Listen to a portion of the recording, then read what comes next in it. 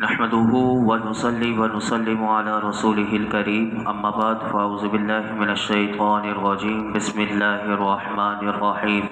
فانطلقا حتى اذا اتيا اهل قرية استطعما اهلها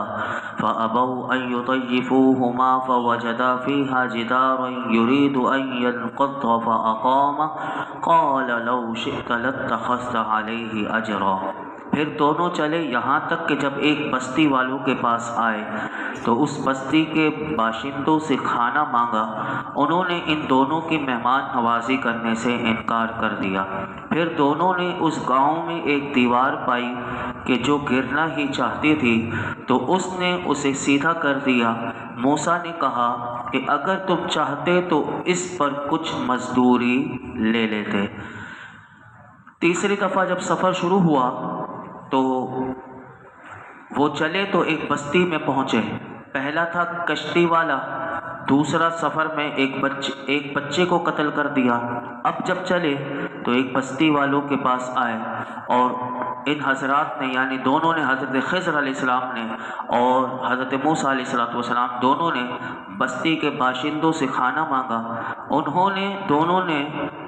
یعنی بستی والوں نے ان دونوں کی مہمان نوازی کرنے سے انکار کر دیا۔ پھر دونوں نے اسی گاؤں میں ایک دیوار پائی کہ جو گرنے ہی والی تھی۔ حضرت خضر علیہ السلام نے اپنے مبارک ہاتھوں سے ہی اسے سیدھا کر دیا۔ یہ قرآن بتا رہا۔ یہ دیکھ کر حضرت موسیٰ علیہ السلام نے فرمایا کہ اگر آپ چاہتے تو اس دیوار کو سیدھی کرنے پر ہی کچھ مزدوری لے لیتے، کیونکہ یہ ہماری حاجت کا وقت ہے اور بستی والوں نے ہماری مہمان نوازی نہیں کی، اس لیے ایسی حالت میں ان کا کام بنانے پر اجرت لینا مناسب تھا۔ اس آیت میں جس بستی کا ذکر ہوا اس کے بارے میں حضرت عبداللہ بن عباس رضی اللہ عنہ فرماتے ہیں اس بستی سے مراد انطاکیہ ہے، اور ایک قول اس کے بارے میں یہ ملتا ہے کہ ایلا ہے، اور ایک قول اس میں یہ ملتا ہے کہ اندلسیہ ایک شہر تھا جہاں یہ دونوں حضرات تشریف لے گئے تھے۔ یہاں سے علماء نے یہ اس آیت کے ضمن میں فرمایا کہ مہمان نوازی نہ کرنا، اگر کوئی مہمان آ جائے اور اس کی مہمان نوازی نہ کی جائے تو یہ انتہائی معیوب اور ناپسندیدہ عمل ہے۔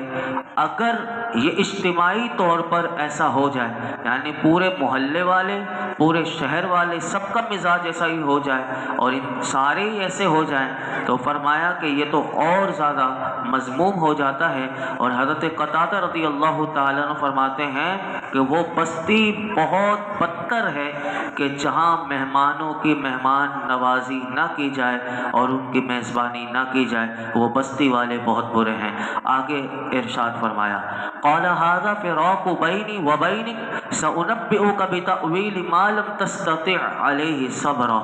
کہا یہ میری اور آپ کی جدائی کا وقت ہے، اب میں آپ کو ان باتوں کا اصل مطلب بتاؤں گا کہ جن پر آپ صبر نہ کر سکے۔ حضرت موسیٰ علیہ السلام کی طرف سے جب تیسری مرتبہ حضرت خضر علیہ السلام نے جو دیوار سیدھی کی تھی ان کے اس فعل پر جب آپ نے ان پر کلام کیا تو اس وقت حضرت خضر علیہ السلام نے فرمایا آپ کا تیسرا عذر اب پورا ہو چکا، یہ میری اور آپ کی اب جدائی کا وقت ہے، اور لیکن جدا ہونے سے پہلے میں آپ کو اب ان تینوں باتوں کا کہ میں نے کشتی کیوں توڑی تھی، میں نے بچے کو کیوں قتل کیا تھا اور اس دیوار کو میں نے کیوں سیدھا کیا تھا، میں اب اس کا اصل مطلب آپ کو بتاؤں گا کہ جن پر آپ صبر نہ کر سکے اور ان کے اندر جو راز تھے وہ اس کا میں اظہار کر دوں گا۔ یہ وہ وجہ تھی کہ جیسے کل میں نے آپ کے سامنے رکھا تھا کہ میرے آقا علیہ السلام نے فرمایا تھا کہ کاش کہ حضرت موسیٰ علیہ السلام صبر کرتے تو اللہ رب العالمین ہمیں حضرت خضر اور حضرت موسیٰ دونوں کے مزید واقعات سنا تھا۔ یہاں پر دو باتیں پتہ چلی اس آیت سے۔ پہلی بات یہ یاد رکھیے گا کہ اگر کوئی اپنا قریبی ساتھی ہو یا ماتحت شخص ہو، کوئی ایسا کام کرے کہ جس کی وجہ سے اسے خود سے دور کرنے کی صورت کوئی بنتی ہو تو یہاں یہ ادب اللہ رب العالمین نے قرآن کے ذریعے سکھایا کہ فوراً اسے دور نہیں کرنا چاہیے، جیسے کسی کو نوکری سے فوراً نہیں نکالنا چاہیے۔ کوئی ایسا شخص ہے کہ جسے دور کرنا ضروری ہو رہا ہے تو فوراً دور نہ کرے، بلکہ 1 یا 2 مرتبہ اسے معاف کر دیا جائے اور درگزر کیا جائے، اور ساتھ میں مناسب تنبیہ بھی کر دی جائے، جیسے کہ حضرت خضر علیہ السلام بار بار انہیں یہ جو بات کمٹمنٹ جو پہلے طے ہو چکا تھا کہ آپ مجھ سے سوال نہیں کریں گے جب تک میں اس کی وجہ آپ کو نہ بتا دوں، تو آپ بار بار وہ سوال کیا۔ تو یہاں سے یہ بات پتہ چلی کہ ساتھ میں اگر ہم کسی کو ہمارے ساتھ ایسا معاملہ ہو تو مناسب تنبیہ بھی کر دی جائے، اور جو کوتاہی ہو رہی ہو اس کی غلطی پر آگاہ بھی کر دیا جائے۔ اگر وہ تیسری بار بھی وہ کام دوبارہ ہو تو اسے چاہیے کہ خود سے دور کر دے۔ یہ بات ہمیں پتہ چلی۔ دوسری بات، اگر اپنا قریبی ساتھی کو اگر اب جب دور کرنے کا وقت آ گیا، ماتحت کو نوکری سے نکالنے کا وقت آ گیا، تو دور کرنے کے ساتھ وجہ بتا دینی چاہیے۔ جب وجہ بتا دو گے تو بتایا گیا کہ اس کے پاس اب اعتراض کی کوئی گنجائش نہیں رہے گی۔ ہمارے یہاں یہ ہوتا ہے کہ ہم دور کر دیتے لیکن وجہ نہیں بتاتے۔ جب وجہ نہیں بتاتے تو پھر اعتراض شروع ہوتا ہے، پھر بدگمانی شروع ہوتی ہے، پھر پتہ نہیں کیا کیا زبان سے نکلتا ہے کہ اسے مجھ سے کیا لالچ تھا، یہ تھا وہ تھا۔ تو یہاں سے یہ قرآن نے یہ ادب سکھایا۔ اب وہ وجہ سنیے، اما السفینۃ فکانت لمساکین یعملون فی البحر فاردت ان اعیبها وکان وراءہم ملک یأخذ کل سفینۃ غصبا۔ وہ جو کشتی تھی تو وہ کچھ مسکین لوگوں کی تھی جو دریا میں کام کرتے تھے، تو میں نے چاہا کہ اسے عیب دار کر دوں، اور ان کے آگے ایک بادشاہ تھا کہ جو ہر صحیح سلامت کشتی کو زبردستی چھین لیتا تھا۔ جو کشتی کیوں توڑی تھی اب اس کی وجہ بتا رہے ہیں۔ حضرت خضر علیہ السلام نے اپنی ان افعال کی حقیقت سے پردہ اٹھاتے ہوئے فرمایا کہ وہ جو میں نے کشتی کا تختہ اکھاڑا تھا، اس سے میرا مقصد کشتی والوں کو ڈبونا نہیں تھا جو آپ نے فرمایا تھا، بلکہ اس کی وجہ یہ تھی کہ یہ کشتی جو ہے وہ 10 مسکین بھائیوں کی تھی۔ ان 10 مسکین میں سے 5 تو اپاہج تھے کہ جو کچھ بھی نہیں کر سکتے تھے، وہ گھر پر ہی ہوتے تھے، اور 5 جو تھے وہ تندرست تھے جو دریا میں کام کرتے تھے، اور اسی ایک کشتی پر ان کا دار و مدار روزگار تھا، اور ان کے آگے ایک بادشاہ تھا اور انہیں واپسی سے اس بادشاہ کے پاس سے گزرنا تھا، اور کشتی والوں کو اس بادشاہ کے بارے میں یہ حال معلوم نہ تھا، اور اس بادشاہ کا طریقہ یہ تھا کہ وہ جس کشتی کو صحیح سلامت دیکھتا تو زبردستی وہ چھین لیا کرتا تھا۔ اگر کشتی میں کوئی عیب ہوتا تھا تو وہ بادشاہ اس کشتی کو چھوڑ دیتا تھا۔ فرماتے ہیں کہ میں نے کشتی کو جو تختہ اکھاڑا تھا اس لیے اکھاڑا تھا، فرماتے ہیں تاکہ میں کشتی کو عیب دار کر دوں اور ان غریبوں کی کشتی کا بھلا ہو اور ان کی کشتی نہ چھینی جائے۔ یہاں سے علماء نے فرمایا کہ اس آیت سے 2 باتیں پتہ چلیں کہ پہلی بات تو یہ کہ اللہ رب العالمین اپنے مسکین بندوں پر خاص عنایت اور کرم نوازی ہوتی ہے، اور ان پر آنے والے جو مصائب اور آفات کو دور کرنے میں اللہ رب العالمین کفایت فرماتا ہے۔ میرے آقا علیہ الصلوۃ والسلام مسکینوں سے کتنا پیار کرتے ہیں۔ مسکین کسے کہتے ہیں پہلے تو یاد رکھیے گا، مسکین وہ ہوتا ہے کہ جس کے پاس ایک وقت کا بھی کھانا کا نہ ہو، یعنی وہ مسکین کہلاتا ہے جس کے پاس ایک وقت کی بھی روٹی نہ ہو اور اس کے پاس کچھ بھی نہ ہو، وہ مسکین ہوتا ہے۔ اور ہمارے ہاں جو مسکین ڈھکون پر رہے ہوتے ہیں ان کے پاس بہت کچھ ہوتا ہے۔ بہرحال سرکار تو عالم صلی اللہ علیہ وسلم نے ارشاد فرمایا مسکین لوگ جو ہوں گے وہ امیروں سے 40 سال پہلے جنت میں چلے جائیں گے۔ اور فرمایا اے عائشہ، ہماری ماں ام المومنین سیدہ عائشہ صدیقہ رضی اللہ تعالیٰ سے حضور نے فرمایا اے عائشہ، مسکین کے سوال کو کبھی رد نہ کرنا، اگرچہ کھجور کا ایک ٹکڑا ہی ہو۔ اور اے عائشہ، مسکینوں سے محبت رکھنا اور انہیں اپنے قریب کرنا کہ ایسا کرنے کی وجہ سے کیا ہوگا؟ فرمایا کہ اللہ رب العالمین قیامت کے دن تجھے اپنا قرب نصیب فرمائے گا۔ تو جو مسکینوں کو قریب کرتے ہیں، مسکینوں کو عزت دیتے ہیں، انہیں کھلاتے ہیں، انہیں قیامت کے دن اللہ اپنا قرب عطا فرمائے گا۔ دوسری بات جو اس آیت سے پتہ چلی وہ یہ پتہ چلی کہ بڑے نقصان اور بڑی تکلیف سے بچنے کے لیے چھوٹے نقصان اور چھوٹی تکلیف کو برداشت کر لینا بہتر ہے۔ یہ ہمیں سمجھنا چاہیے اس بات کو کہ جیسے مسکینوں نے چھوٹے نقصان کو برداشت کیا، یعنی کشتی ان کی تھوڑی سی توڑی گئی، اس کا ایک تختہ اکھاڑا گیا، لیکن انہوں نے چھوٹے نقصان کو برداشت کیا تو انہیں اللہ نے بڑے نقصان سے یعنی کشتی کے چھن جانے سے بچا لیا۔ تو یہ وجہ تھی جو آپ نے بتائی۔ اب دوسری وجہ سنیے، فرمایا وَأَمَّا الْغُلَامُ فَكَانَ أَبَوَاهُ مُؤْمِنَيْنِ فَخَشِينَا أَن يُرْهِقَهُمَا طُغْيَانًا وَكُفْرًا فَأَرَدْنَا أَن يُبْدِلَهُمَا رَبُّهُمَا خَيْرًا مِّنْهُ زَكَاةً وَأَقْرَبَ رُحْمًا۔ اور وہ جو لڑکا تھا تو اس کے ماں باپ مسلمان تھے، تو ہمیں ڈر ہوا کہ وہ لڑکا انہیں بھی سرکشی اور کفر میں ڈال دے گا، تو ہم نے چاہا کہ ان کا رب انہیں پاکیزگی میں پہلے سے بہتر اور حسن سلوک اور رحمت و شفقت میں زیادہ مہربان عطا کرے۔ اس آیت میں اس فعل کی حکمت کو واضح کیا کہ حضرت خضر علیہ السلام نے فرمایا کہ وہ لڑکا جسے میں نے قتل کیا تھا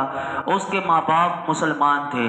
تو ہمیں ڈر ہوا کہ یہ لڑکا بڑا ہو کر انہیں بھی سرکشی اور کفر میں ڈال دے گا، اور وہ اب اس لڑکے کی محبت کی وجہ سے ماں باپ بھی گمراہ ہو جائیں گے اور وہ بھی کفر کر بیٹھیں گے۔ اس لیے ہم نے چاہا کہ ان کا رب اس لڑکے سے بہتر، گناہوں اور نجاستوں سے پاک اور ستھرا، اور اس لڑکے سے زیادہ اچھا جو والدین کے ساتھ ادب سے پیش آئے، حسن سلوک کرے اور اپنے ماں باپ سے دلی محبت رکھتا ہو، ایسا اللہ انہیں آگے دے گا، اس لیے میں نے اس لڑکے کو قتل کر دیا۔ حضرت خضر علیہ السلام نے جو قتل کیا تھا، یاد رکھیے گا یہ جو اندیشہ تھا کہ یہ کیوں خبر آپ نے کیوں اسے قتل کیا اور یہ ساری وجہ کیسے پتہ چلی، تو یاد رکھیے کہ علماء نے لکھا کہ یہ اللہ رب العالمین نے آپ کو خبر دی تھی اس بچے کے بارے میں، اور آپ اس کے باطنی حال کو جانتے تھے۔ اور مسلم شریف کی حدیث پاک میں آتا ہے کہ حضرت ابی بن کعب رضی اللہ تعالیٰ عنہ سے روایت ہے کہ نبی اکرم صلی اللہ علیہ وسلم نے ارشاد فرمایا کہ جس لڑکے کو حضرت خضر علیہ السلام نے قتل کر دیا تھا وہ کافر ہی پیدا ہوا تھا، اگر وہ زندہ رہتا تو اپنے ماں باپ کو بھی کفر و سرکشی میں مبتلا کر دیتا۔ یعنی یہ حضور علیہ السلام نے اس لڑکے کی بھی خبر میرے آقا علیہ السلام نے پہلے سے دے دی کہ جو قتل کیا تھا۔ لیکن اب سوال یہاں پر یہ آتا ہے کہ یہ بات تو ہم نے سن لی کہ آپ نے اسے اس کا باطنی حال جان کر آپ کو پتا تھا کہ آگے چل کر بھی یہ مرے گا بھی کفر پر، تو آپ نے اس کو قتل کر دیا۔ کیا ہمارے زمانے میں جیسے اللہ کے ولی ہوتے ہیں انہیں سب پتا ہوتا ہے کسی کے یہ بدبخت ہے یا یہ سعادت مند ہے؟ اگر کوئی اللہ کے ولی یا کوئی پیر صاحب جن کو اللہ نے یہ کشف کا معاملہ دیا، تو سوال یہاں پر یہ آتا ہے کہ وہ اگر کسی کے حال پر مطلع ہو جائیں کہ یہ آگے جا کر کوئی کفر کر دے گا یا کفر اختیار کرے گا یا دوسروں کو بھی کافر بنا دے گا اور اس کی موت بھی حالت کفر میں ہوگی، تو کیا کوئی ولی یا کوئی پیر اس کو قتل کروا سکتا ہے؟ تو یاد رکھیے گا یہ سوال ہے، اس کا جواب علماء نے لکھا۔ امام سبکی رحمۃ اللہ علیہ فرماتے ہیں کہ باطن کا حال جان کر بچے کو قتل کر دینا یہ حضرت خضر علیہ السلام کے ساتھ خاص تھا، اور یہ اللہ کی طرف سے انہیں حکم تھا، انہیں اس کی اجازت اللہ نے دی تھی۔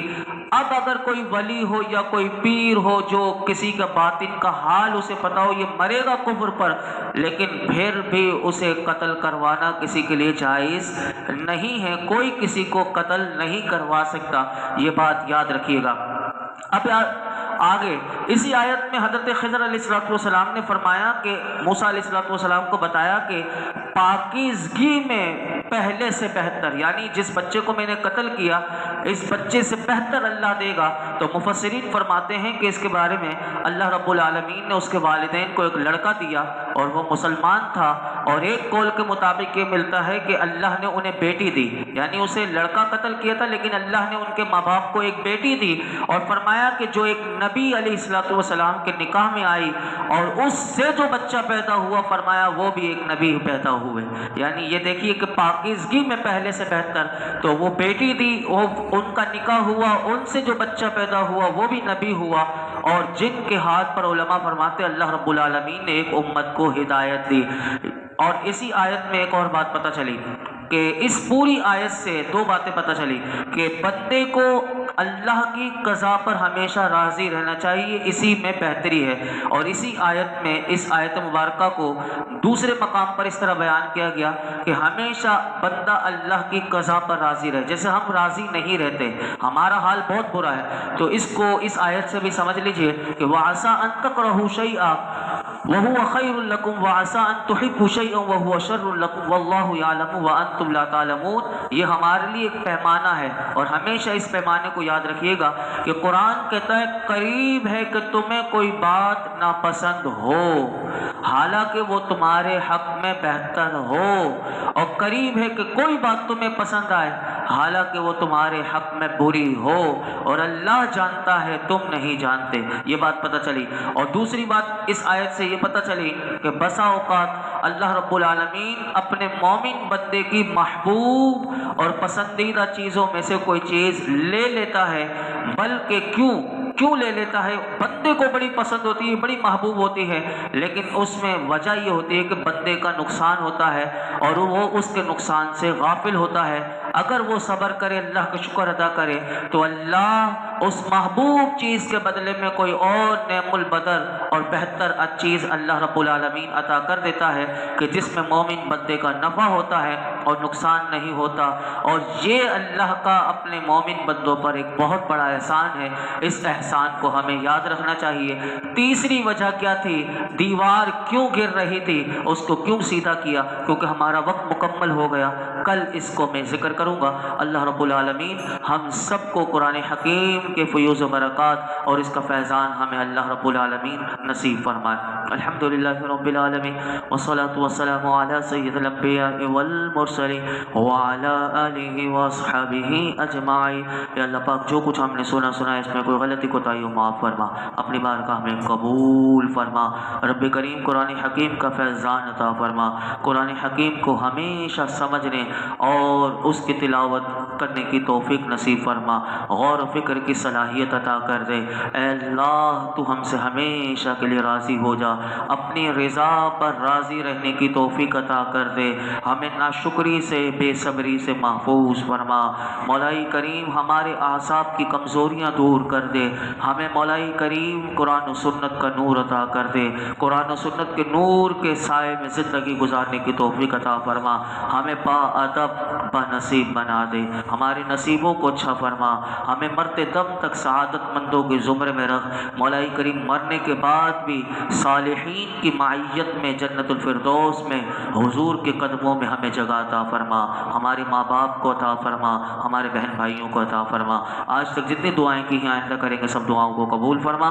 اس درس قرآن میں یہ جتنے حاضرین موجود ہیں اللہ سب کے اٹھے ہوئے ہاتھوں کی لاج رکھ لے۔ وصلی اللہ تعالی علی خیر خلق محمد وعلی آلہ وصحبہ اجمعین۔